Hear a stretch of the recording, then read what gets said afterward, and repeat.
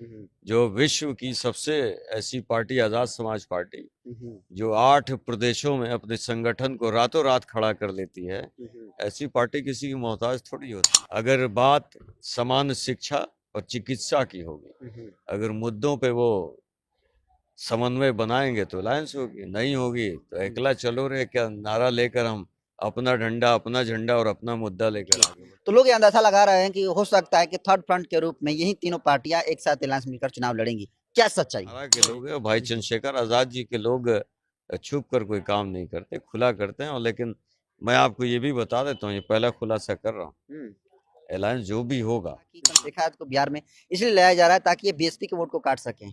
क्या लग रहा है सही में चंद्रशेखर आजाद बीएसपी को खत्म करने के लिए आए हैं, अल्टरनेट बनने के लिए आए हैं?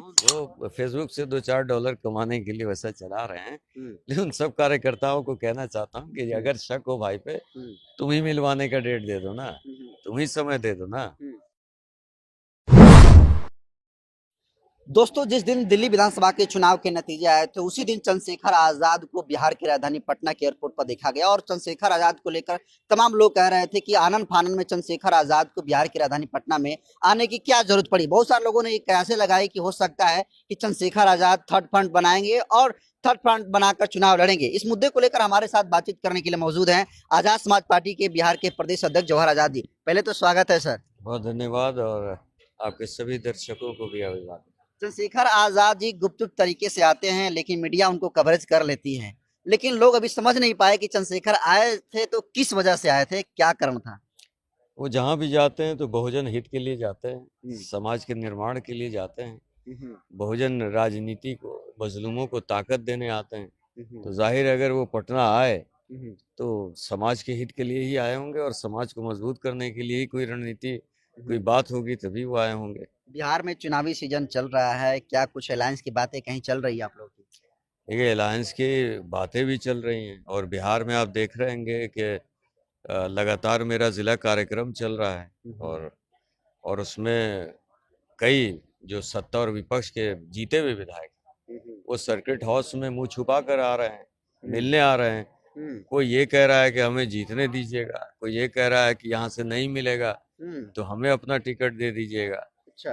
तो हमने सबको कहा कि जिस दिन तुम्हारी इतनी हिम्मत हो जाएगी कि बिना चेहरा छुपाए आने लगोगे, हम इस दिन तुम्हें जिताएंगे भी और मजबूत भी करेंगे। बहुत बड़ा खुलासा कर रहे हैं, सत्ताधारी पार्टियों के आ रहे हैं, विपक्ष सत्ता विपक्ष सभी आ रहे हैं, मैं वही तो कह रहा हूँ। और जीते हुए भी और हारे हुए भी आ रहे हैं, वर्तमान में विधायक बने हुए भी आ रहे हैं और जो जिनकी टिकट कट गई वो भी आ रहे हैं। लेकिन जब तक वो चेहरा खुला सबको सार्वजनिक तौर पर मिलने नहीं आएंगे तब तक हम उनके लिए कोई भी मदद नहीं भेज सकते। अच्छा, मेरे एक साथी पत्रकार हैं, वो तेजस्वी यादव से एक सवाल पूछे थे कि क्या चंद्रशेखर आजाद को अलायंस में शामिल करेंगे, तो तेजस्वी यादव ने बयान दिया और कहा कि अगर उत्तर प्रदेश की जो पार्टी है और बाहरी जो लोग हैं अगर आकर बिहार में चुनाव लड़ेंगे तो फिर हम कहाँ चुनाव लड़ेंगे। तेजस्वी यादव की इस बयान को जवाहर आजाद जी कैसे देखते हैं? मैं तो तेजस्वी भाई से कहना चाहूंगा कि कुछ समय अपने पिताजी के साथ गुजारें। उनके पिताजी ने बड़े प्रयास किए कि उनकी पार्टी अन्य राज्यों में विकसित हो और मेरे ख्याल से माननीय लालू जी, जिनके बड़ा सम्मान भी करता हूं मैं, दिल में उनके कहीं ना कहीं ये जरूर होगा कि तेजस्वी जी इस पार्टी को अन्य राज्यों तक पहुंचाएंगे। और रही बात बिहार की, तो हम बिहार में किसी के मोहताज थोड़े ही है।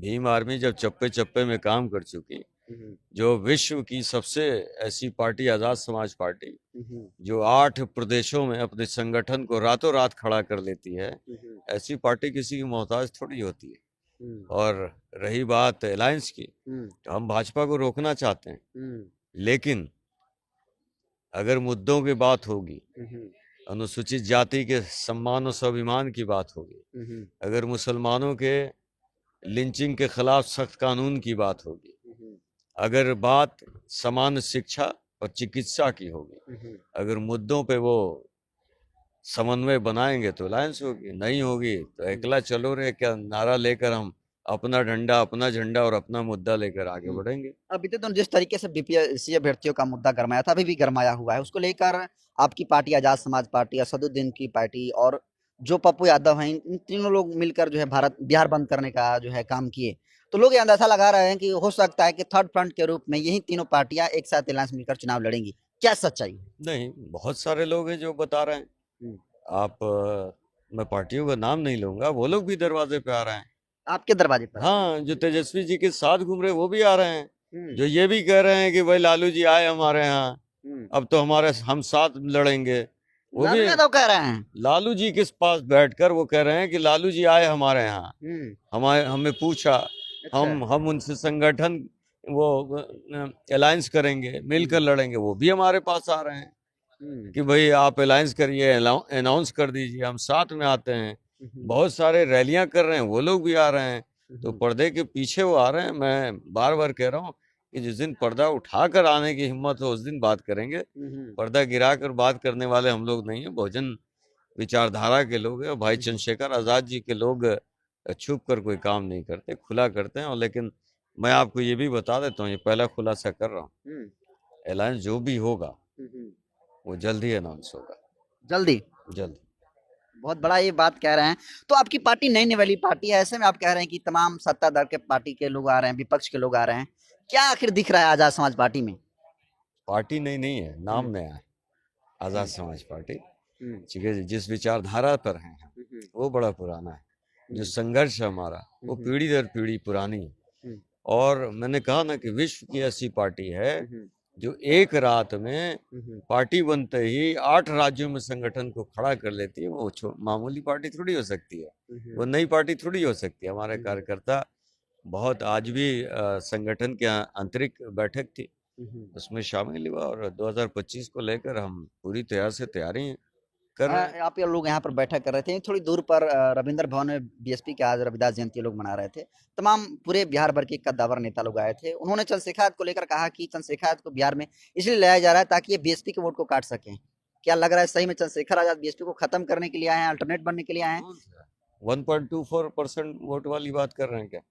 बीएसपी की बात कर रहे हैं? बीएसपी की तो 1.24 ना, पिछले बार विधानसभा चुनाव में कितना प्रतिशत वोट आया? दूसरी बड़ी पार्टी है बिहार में, पूरे देश में, पूरे देश में, और अभी के डेट में जिसके पास तीसरी पार्टी है, जिसके पास यूपी में कोई सांसद नहीं जीता इस बार, उसकी बात कर रहे हैं। राजनीति में उतार चढ़ाव तो होता रहता है। तो फिर किसको खत्म करने आए हैं? यही तो पूछ रहा हूँ आपसे, उनसे पूछना किसको खत्म करने आए? खत्म तो उसको किया जाता है ना जो बचा हो, खत्म किसको करेंगे? बहन जी का सम्मान है, बहन जी आदरणीय है। अच्छा बहन जी, एक मिनट देखिए, बहन जी की बात की तो मुझे एक याद है, चंद्रशेखर का हाल ही में एक शुभंकर मिश्रा के साथ जो पॉडकास्ट हुआ है वो जबरदस्त वायरल हो रहा है। चंद्रशेखर आजाद बीएसपी कार्यालय में फोन लगाए हुए हैं, उसके बाद बीएसपी के बहुत सारे समर्थक आ रहे हैं, कह रहे हैं कि वो फर्जी कॉल था, सच्चाई कुछ और है। आपके नेता सही में फर्जी काम करते हैं? वो समर्थक जो हैं वो तो रील चला रहे हैं, वो फेसबुक से $2-4 कमाने के लिए वैसा चला रहे हैं। लेकिन सब कार्यकर्ताओं को कहना चाहता हूँ कि अगर शक हो भाई पे, तुम ही मिलवाने का डेट दे दो ना, तुम ही समय दे दो ना। अच्छा दो मैं अध्यक्ष हूँ, मेरा नंबर लो, मुझसे संपर्क करो भाई, वहां पहुंचे मिलेंगे तुमको। बहन जी का सम्मान है, लेकिन बाकी सारी चीजें जो वो लोग कर रहे हैं, करना विश्वाभियान चाहिए। एक लॉजिकल सवाल पूछते हैं, जैसे हमको जौहर आजाद से मिलना है, जौहर आजाद से अगर मोबाइल पर बात नहीं हो रही है, तो अगर उस तरह का इमरजेंसी है तो मैं जौहर आजाद के घर पर नहीं जा सकता हूँ? नहीं, इमरजेंसी नहीं है, इच्छा है। हाँ, दोनों दो चीजें हैं। तो इच्छा है, आप हमें माना करेंगे आपके घर पर जाएंगे तो? नहीं, घर पे मैं होना भी तो चाहिए ना। आप 10 बार दौड़ो, ये भी तो अच्छा नहीं है ना। क्या आप मेरे घर पे आ रहे हो? जैसे आप देखे, मैं अपने घर पे 1.5 महीने से कहाँ गया हूँ, बिहार दौरे पे हूँ। जब घर पर हूँ तभी की बात कर रहे हैं। तो भाई बड़ी नेता है वो, कैसे मान ले कि वो घर पे विश्राम कर रही होंगी?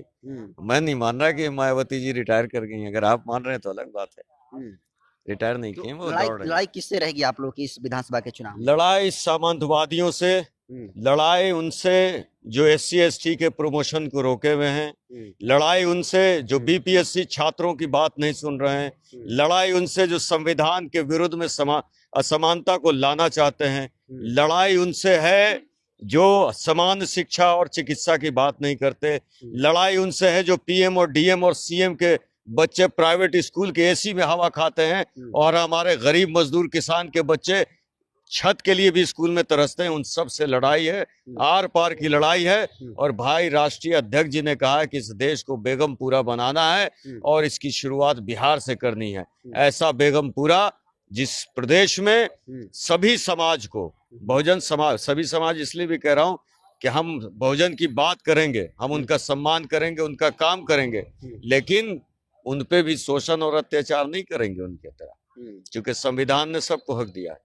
तो हम सीधी बात करें, उनके खिलाफ आर पार की लड़ाई करेंगे और बेगमपुरा प्रदेश बनाएंगे जिसमें सबको रोजगार होगा, अपनी जमीन होगी, अपने चिकित्सा और शिक्षा का पूरा इंतजाम होगा, पूरा व्यवसाय होगा।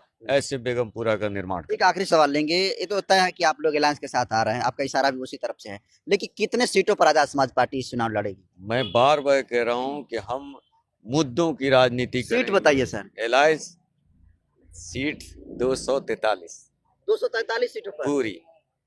चलिए, जौहर आजाद का ये बहुत बड़ा जो है ऐलान है, और देखिए बिहार से इन्होंने बहुत बड़ी बात कही है कि 243 सीटों पर आजाद समाज पार्टी जो है बिगुल फूकने वाली है। और आपको बता दूं कि आजाद समाज पार्टी अलायंस करेगी और ये अलायंस बहुत जल्द भी होगा। और जिस तरीके से इनका इशारा है कि किन पार्टियों के साथ अलायंस हो सकता है, तमाम मुद्दों को आप कैसे देखते हैं, कमेंट कर दीजिए। बहुत बहुत धन्यवाद।